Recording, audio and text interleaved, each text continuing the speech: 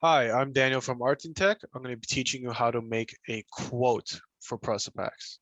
From dashboard, head to procurement, quote, and at the top right-hand corner, you can see the plus sign as well.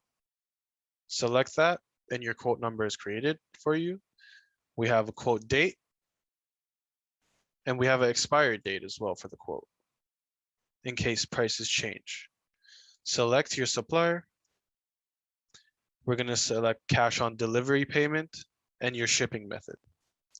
I'm going to choose land for this one, and we can input a file if you have a quote ready from a supplier. Select save, and it's inputted. Now we can go here, edit the things we just used if necessary, also add products. So we're going to add a quote item. So select Samsung, unit of measurement, we're going to do each, quantity, let's say 5, and let's say it's $10 for the unit price. Select save, and simply has been added to this. You can keep adding items if needed, which is very useful. And the quote is used for the supplier to give you an idea of how much you guys are agreeing upon an item.